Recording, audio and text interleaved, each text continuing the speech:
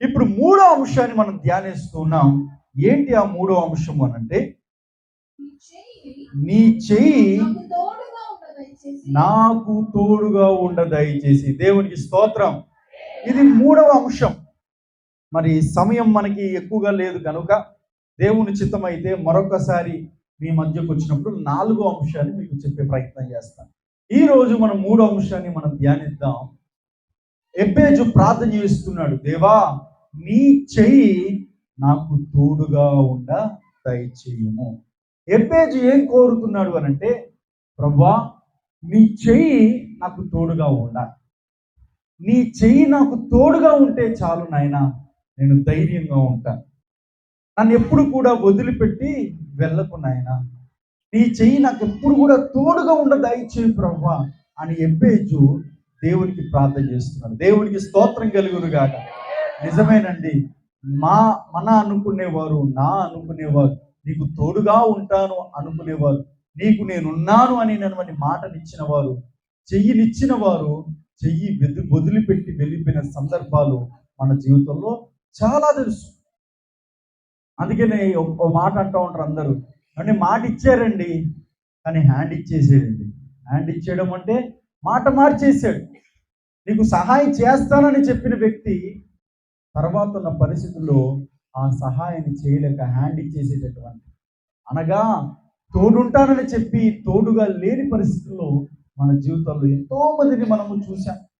ఎంతో మన జీవితాల్లో అలాంటి వ్యక్తులు మనకి కనబడినప్పుడు కానీ, అలాంటి వ్యక్తులు మనకి జ్ఞాపకం వచ్చినప్పుడు కానీ చాలా అసహ్యం అనిపిస్తూ ఉంటుంది. ఎందుకు అనంటే, తోడుగా ఉంటారు అని మాట ఇచ్చారు, నీకు నేను ఉంటాను అని భరోసాని ఇచ్చారు, కానీ మీరు కనబడకుండా పోయారు, మాట్లాడకుండా పోయారు. కష్టకాలంలో కన్నీరు సమయంలో వదిలిపెట్టి వెళ్ళిపోయారు అని కొంతమందిని చూసినప్పుడు మనకి చాలా బాధ అనిపిస్తుంది. బహుశా ఎబ్బేజు కూడా ఇలాంటి ఆలోచన కలిగి, వేదన పడి నా తల్లి నన్ను కన్నది నాయన అనగా, ఎన్ని కష్టాలు గుండా నా తల్లి నాకు జన్మించింది, ఎన్ని నష్టాలు గుండా, ఎన్ని బాధలు గుండా, ఎన్ని కన్నీళ్ళ పరిస్థితులు గుండా నా కుటుంబం వెళ్ళిందో ప్రభువా, నాయన మనుషులు కాదు నాయన నాకు తోడు ఉండవలసింది. దేవా నీ చెయ్యి నాకు తోడుగా ఉంటే అదే చాలు ప్రభువా. దేవునికి స్తోత్రం. అది కోరుకున్న ఎబ్బేజుకు దేవుడు ఆ ప్రార్థన ఆలకించి, ఎబ్బేజు ఆ హస్తము నీకు ఎల్లప్పుడు కూడా తోడుగా ఉంటుంది అని ఆ ప్రార్థనలో దేవుడు జవాబిచ్చినట్టుగా మనకి కనబడుతూ ఉంటారు. అయితే పరిశుద్ధ గ్రంథంలో దేవుని యొక్క హస్తాన్ని గురించి చాలా చోట్ల మనకి కనబడుతూ ఉంటాయి. అభయ హస్తమని, అలాగే దీవించే హస్తమని, అలాగే కృప చూపించే హస్తమని, సహాయం చేసే హస్తమని, బాహుబలము అని, ఇలాగా దేవుని గురించిన హస్తాన్ని గురించి పరిశుద్ధ గ్రంథంలో అనేక మాటలు అనేక పేర్లు దేవుని యొక్క హస్తాన్ని గురించి బైబిల్లో లిఖించబడ్డాయి. వాటిని గురించి మనం ధ్యానించే ప్రయత్నం చేస్తే మనకి ఎన్ని రోజులైనా సరిపోదు. కానీ మచ్చుకు దేవుని యొక్క హస్తము పేరు, ఒక ప్రత్యేకమైన పేరు కలిగిన హస్తం ఉన్నది. ఆ హస్తాన్ని గురించి మీతో పంచుకునే ప్రయత్నం చేస్తాను. ఆ హస్తం పేరు ఏంటంటే చెప్తారా మీరు ఎవరైనా? పాస్టర్ గారు హస్తం అంటున్నారు, హస్తాన్ని గుర్తుకు ఓటేయమంటారు కానీ మీరేం కంగారు పడకండి, ఎలక్షన్స్ ఏం లేవు. దేవునికి స్తోత్రం కలుగును కాదు. దేవుని యొక్క హస్తము ఒక ప్రత్యేకమైన పేరు కలిగిన హస్తం ఉన్నదండి. ఆ హస్తం పేరు ఎవరైనా చెప్తారా? పాస్టర్ గారు మీరే చెప్పమంటే నేనే చెప్పేస్తాను. ఏ హస్తమమ్మా? రైట్, మీ చేతుల్లో పరిశుద్ధ గ్రంథములు తీసుకొని నెహెమ్యా గ్రంథం 2వ అధ్యాయం 8వ వచనము నుండి 3 వచనాలు చదవండి. కింద వచనాలు. నెహెమ్యా గ్రంథము 2వ అధ్యాయము 8వ వచనము నుండి కింద 3 వచనాలు. అలాగు నాకు తోడుగా ఉండి నాకు కృప చూపుచున్న నా దేవుని కరుణా హస్తము కొలది రాజు నా మనవి ఆలకించును. దేవునికి స్తోత్రం. నా దేవుని హస్తము ఏ హస్తమమ్మా? కరుణా హస్తము.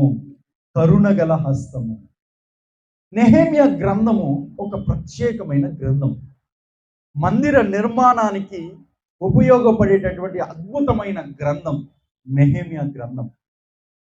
నెహెమ్యా గ్రంథాన్ని మనం ధ్యానిస్తూ ఉన్నప్పుడు మందిరం పట్ల, మందిరంలో ఉన్న వస్తువుల పట్ల, మందిర నిర్మాణం పట్ల మనకి ఆశ అనేది పెరుగుతూ ఉంటుంది. అది తృష్ణగా మారి నేను కూడా మందిర పనిలో పాలు పంచుకోవాలనేటటువంటి ఒక బలమైన ప్రేరేపణ నెహెమ్యా గ్రంథాన్ని మనం ధ్యానిస్తే మనకి స్పష్టంగా అర్థమవుతుంది. నెహెమ్యాకు అంట దేవుని కరుణాహస్తము తోడుగా ఉన్న కారణాన్ని బట్టి రాజు నెహెమ్యా చేసుకున్న మనవిని ఆలకించాడంట. అసలు నెహెమ్యా చేసుకున్న మనవి ఏంటి?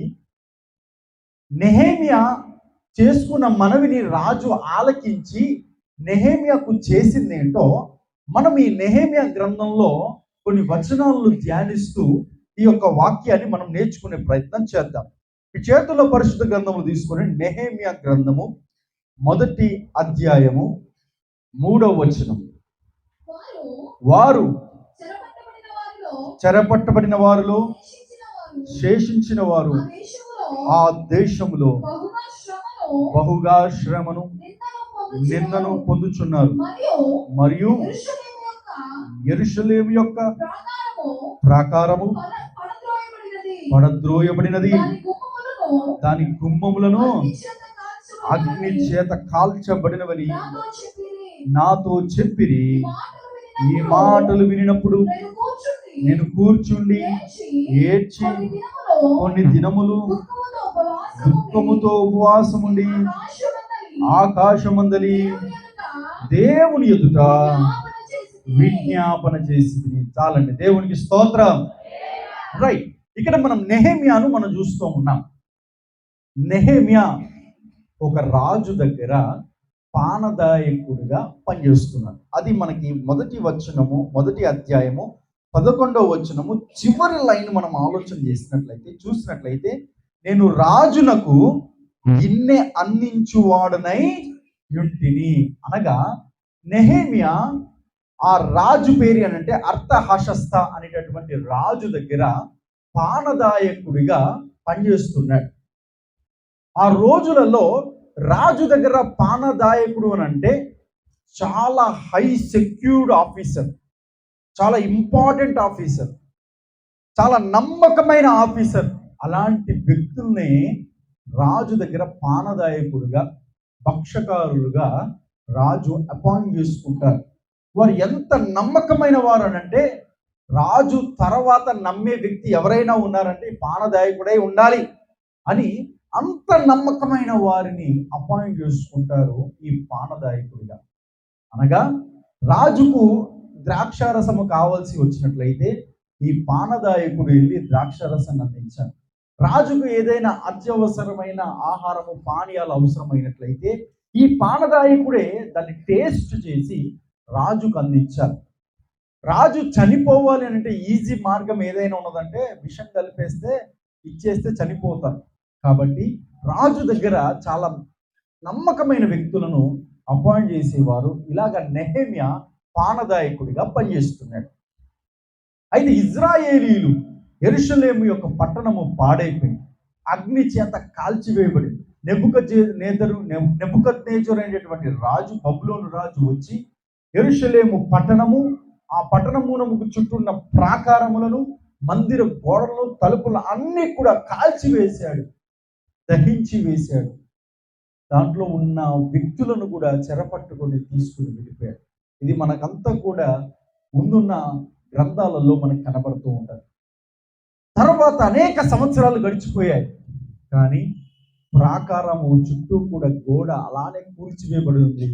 ఏ ఒక్కరు వచ్చి దాని నిర్మాణం అంతా కూడా పూర్తి చేసిన వారు లేరు. అప్పుడు యూదులలో కొంతమంది పెద్దలు ఒక ఆలోచనకు వచ్చారు.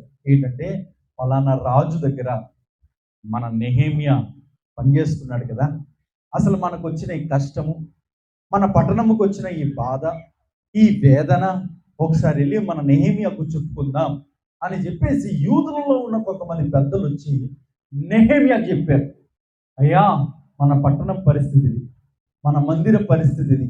గోడలు కూల్చివేయబడ్డాయి, గుమ్మాలు కాల్చివేయబడ్డాయి. ఇదయ్యా పరిస్థితి అంటే వెంటనే ఆ పరిస్థితి విన్న నెహెమ్యా వెంటనేనండి దుఃఖముతో, వేదనతో, ఈ బాధ నాది బాధ అని చాలా దిగ్భ్రాంతికి లోనై ఏడుస్తూ ఏడుస్తూ ఉపవాసం ఉండి ప్రార్థన చేయడం మొదలుపెట్టాడు. దేవునికి స్తోత్రం కలుగునుగా. చూడండి, నెహెమ్యా చాలా లగ్జరీ ప్లేస్లో జీవిస్తున్నాడు. ఏ లోటు లేదు నెహెమ్యా. రాజు దగ్గర పానదాయకుడిగా జీవిస్తున్నాడు.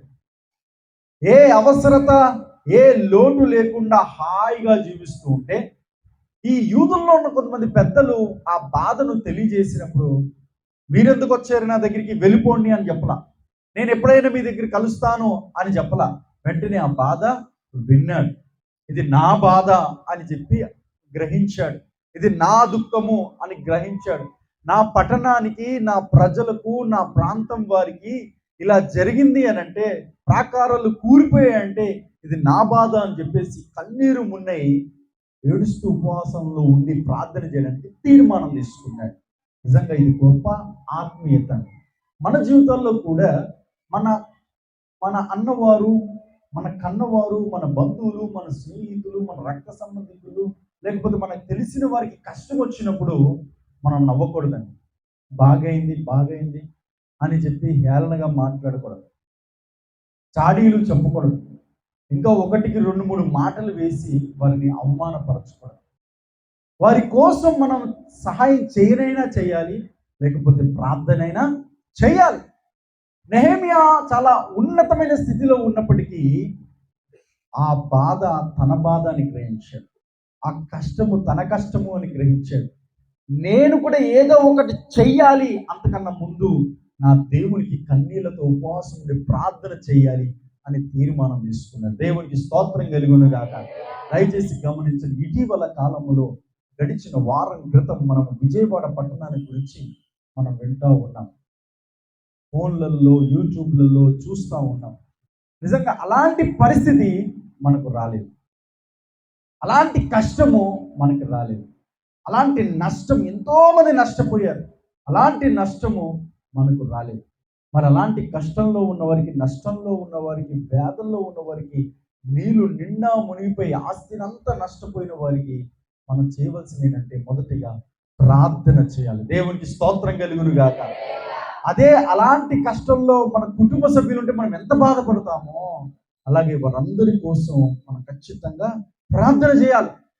ప్రార్థన మనం చేసినట్లయితే సహాయం చేసే వారిని దేవుడు లేవనెత్తుతాడు. దేవునికి స్తోత్రం.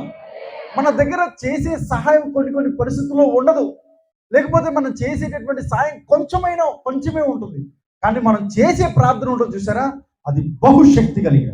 ఎందుకనంటే మనం చేసేటటువంటి ప్రార్థన, ఆ ప్రార్థన ద్వారా ఎవరైతే సహాయం చేయగలుగుతారో వారికంట దేవుడు బలమైన ప్రేరేపణించి వారిని సహాయం చేసేటట్లుగా నా దేవుడు చేస్తాడు. దేవునికి స్తోత్రం.